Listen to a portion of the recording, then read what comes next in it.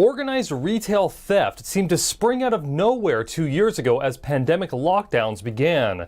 A California district attorney says that increased lawlessness hit the state due to misguided policies. Rampant shoplifting has been making headlines since 2020, from organized mass looting to smash and grabs in broad daylight. In California, Vern Pearson, district attorney for El Dorado County, told California Insider Siamak Karami that some Californians are led to believe there are no consequences for what they do. So what we've done is we've convinced a large number of people here in the state that there is no consequence for their action. And so we have this increased lawlessness that comes from it. The view is, I can take other people's property because nothing will happen to me. Pearson served several years with California's Department of Justice as Deputy Attorney General. He says that most retailers have learned that if they call law enforcement regarding a theft of less than $950, law enforcement will not respond. If they do, at most, they will issue a citation. The practical reality is most retailers in California has some type of policy telling the employees not to report low-level property crimes. And that's for a number of understandable reasons. One is there's no consequence for if they do report it. Pearson says the second reason is that the perpetrator can sue the stores if the employees injure the thieves. We're a very litigious society here in California, and the stores and their insurance carriers really are afraid with being sued for trying to stop a crime that has little or no consequence. Many retail stores either boarded up their windows or closed shop during the string of smash and grab robberies during the last 2 years. The district attorney talked about Proposition 47, which changes certain theft and drug possession crimes from felony to misdemeanors. Pearson opposes that policy. I think all the people who oppose Prop 47, who are knowledgeable like myself, said we didn't expect for this to change in 2 years. It's something that's going to take 5, 6, 7, 8 before we feel the full effects of Prop 47, and that's where we are now. Certain counties have different policies than others.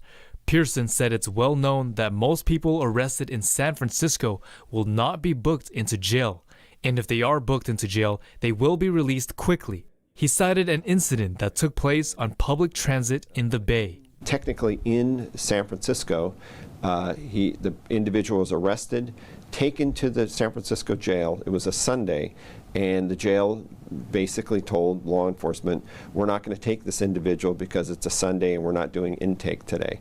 I think there will be a consequence, and there will be a tipping point that happens when the public will begin more aggressively to push back against these misguided policies. Pearson says though the crime-related policies are well intended, they have created a lot of the problems that the state is now dealing with. To watch the full program, find California Insider on YouTube or Epic TV on the Epic Times website. A recent study has shown that 1 in 5 Californians have been physically or sexually assaulted. Its findings revealed a significant rise in violent crime during pandemic lockdowns. A 2022 California study on violence experiences across the lifespan traced an alarming rise in violence. They concluded it was due to growing economic insecurity, unemployment, and social inequality. Its findings revealed that 1 in 5 Californians have experienced physical or sexual violence within the past year. The 33-page survey report is the only statewide assessment for physical and sexual violence in the nation. It provides a, quote, unique opportunity to investigators to understand and hopefully reduce violent crimes. Dr. Anita Raj, the study's lead researcher and a professor at the UC San Diego School of Medicine and Division of Social Sciences, said that the violence in California is at epidemic proportions. She says current violence prevention efforts are clearly woefully inadequate and often ignore the gendered nature of violence, its intersections with other socioeconomic vulnerabilities, and its disproportionate effects on marginalized populations. The study shows that 1 in 7 adults in California experienced sexual violence and 1 in 12 adults experienced physical violence within the past year. It also revealed an increase of victimization and that most victims who experienced violent crime never reported it. In the survey, participants also expressed negative mental health effects from violent crimes, including anxiety and depression. The findings from the statewide report only confirms that Californians experienced epidemic levels of violence during the pandemic. It concludes that new policies and programs would address the rising trend of violence. A real estate website put 2 California cities at the top of a list of places that people want to move away from. That's as fewer people are buying homes, but relocation is up.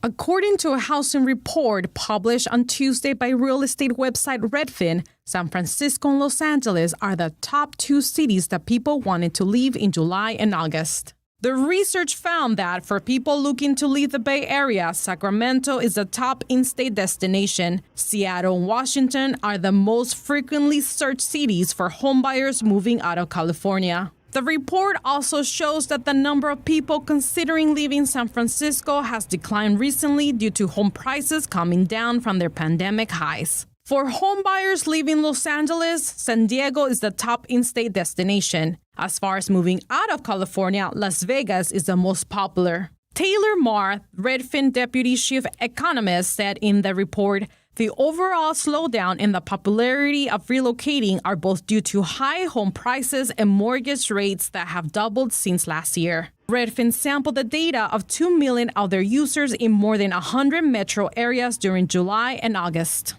California parents put their money where their mouths are in terms of taking action about education. New research has looked into how many parents have changed their students' school and what led to it. The trends of changing children's schooling due to COVID lockdowns has now been confirmed with new research. Most students who have left public school for either homeschool or charter schools are from English-speaking, white, Democratic-leaning families that make over $150,000 per year. That, according to research conducted by the Policy Analysis for California and the University of Southern California Rossier School of Education. The organizations polled 2,000 registered voters in the state, including 500 parents. Among the parents surveyed, 52% previously enrolled their children in public schools. That number dropped 41%. Private school enrollment remained steady at 28%. Charter school attendance rose from 15% to 23%, and homeschooling from 3% to 7%.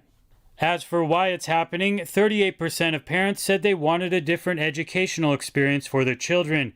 That was followed by dissatisfaction with lockdown measures at 31% and individual support at 30%. 6-week-old white rhino at the San Diego Zoo finally has a name. He's now old enough to run around the habitat, but don't be fooled by how small he looks. He already weighs more than most people. A 6-week-old male southern white rhino at the San Diego Zoo Safari Park has been named Neville. Born on August 6th, Neville has gained enough stamina and bulk that it can now explore the 2-acre main habitat. He, like most rhinos, enjoys splashing around in the water, rolling in the mud, and exploring his new world. Rhinos coat themselves with a layer of mud that acts as sunscreen, bug repellent, and keeps them cool. Neville currently weighs 250 pounds and could grow to be between 4,000 and 5,000 pounds at around 3 years of age.